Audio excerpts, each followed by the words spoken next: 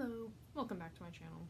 I'm wanting to make a video today on my current fish setup at my house. I have 7 tanks at the house I live in, and then at the house I'll be moving to here in 3 months. I also have a basement with a bunch of tanks set up there that I'm going to be touching on in a separate video.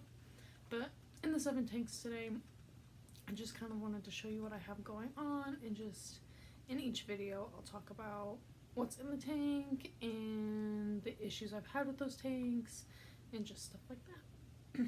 So we'll talk about this tank first. This is actually not a fish tank. It is just a betta bowl with a single blue betta. It is a male. It's a little controversial. He has quite a large bowl though. I don't know if you can kind of... probably almost 2 gallons. But he does really good. Have had no issues with jumping or no oxygen or anything like that. He eats really good. Just lives his little beta life.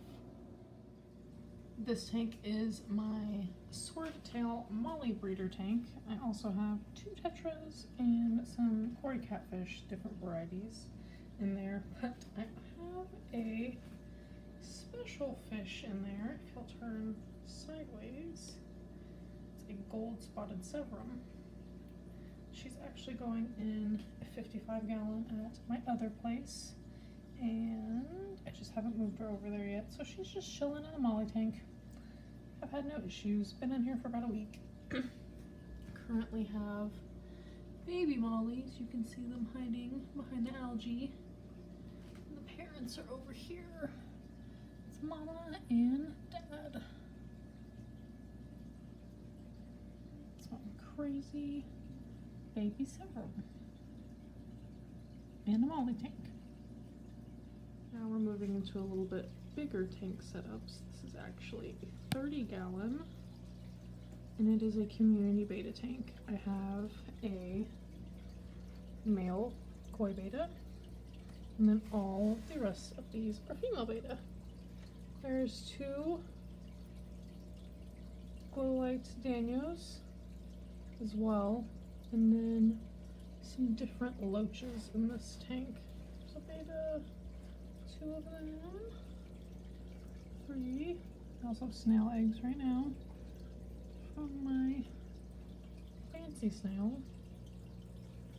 Here's your loach. Here's my sumo loach. All my live plants. These purple plants are actually flowering plants. I forget what they're called. They get little white flowers on these bulbs.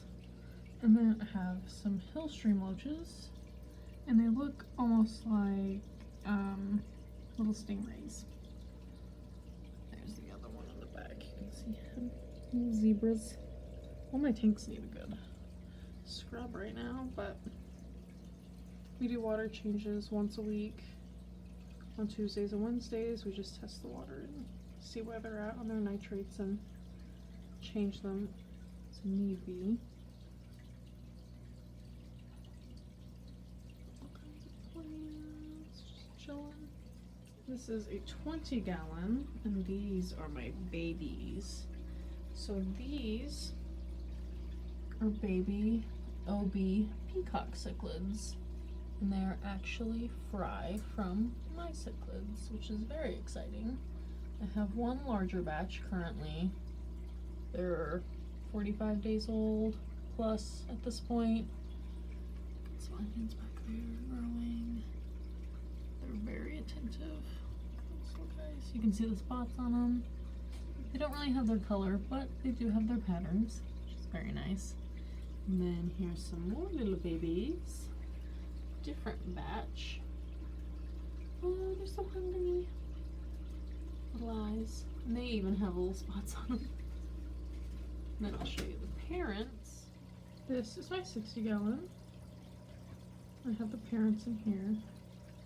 This, let's see if I can remember, this fish is the father.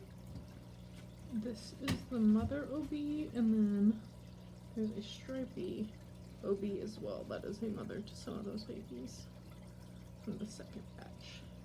I have Mbuna cichlids, 3 Mbunas, some peacocks. I have a potential rock carbonsis, we don't really quite know. It's kind of hiding right now. And then I have some golden barbs. And I also have this carbonsis cichlid.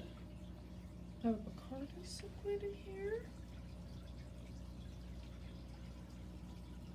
It's my big boy.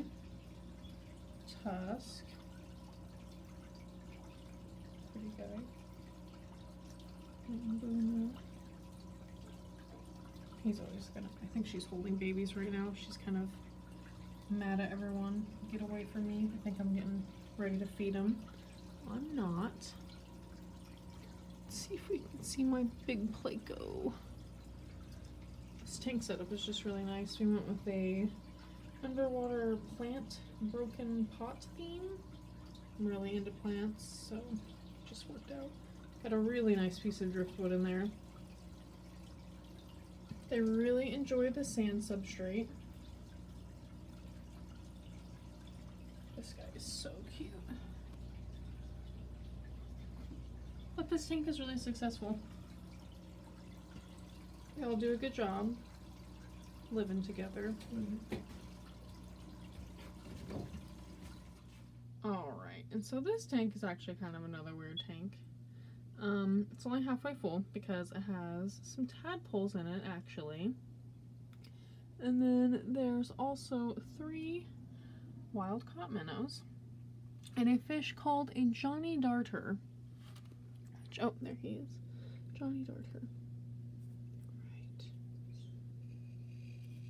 Finger in camera. Hello. Finger. There. Very cute. I got them locally, and they've just been chilling in this tank. That's why it's halfway full, so the frogs can kind of grow up a little bit. But yeah, it was just a little project we were doing, and they get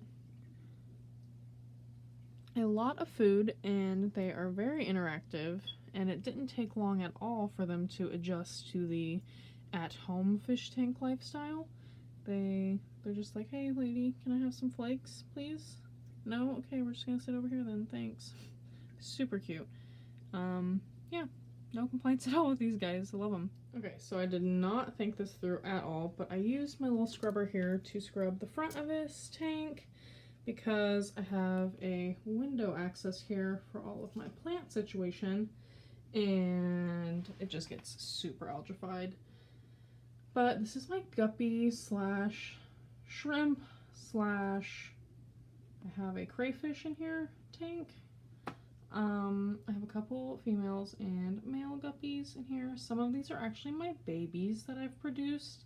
This orange guy, these guys, babies, orange and purple guys, awesome babies that I produced. You can see other little babies swimming around. Got a blue Moscow. Got a couple, I got this really pretty, like rose gold cobra skin guy. Love him. We'll see if we can see any of the shrimp. There's actually 4 types of shrimp in this tank. There is wood shrimp, cherry shrimp, I have some blue shrimp, I forget their exact name, and then orange Riley shrimp. They are very good hiders. Here is a wood shrimp right now. And I also have a little baby crayfish in this tank who was a wild caught guy, and he's just been hanging out and does really great. But yeah. Just, you know, all doing great. Don't have a lot of issues. The only issues I will say with guppies is even if you get, sorry, my bird is a tyrant. Even if you get your guppies from a reliable source, which I try to, you can still get ick very easily with them. That's the only fish we ever have issues with ick or any diseases from. They're just such an easily stressed fish. So I would be cautious of that. If you're going to get guppies, I would probably just get them all from a reliable source at once. If you have a big enough tank for them, just get your batch and then add a batch later if you have issues, because continuously adding 1 or 2 guppies at a time is just going to spike the chance of you getting ick in your tank. But yeah, other than that, guppies are great. They breed super well, so if you have fish that eat babies and you would like to feed off babies, perfect. But yeah, they're just like really pretty fish. Look at this guy. Oh my gosh, sorry, my bird is so evil. She's a lovebird and she just thinks I'm talking to her and everything is about her, but this is a fish video. Thank you, Clementine. Anyways, super cuties. They're all trying to mate right now, so that's why I'm getting such a good view of all of them.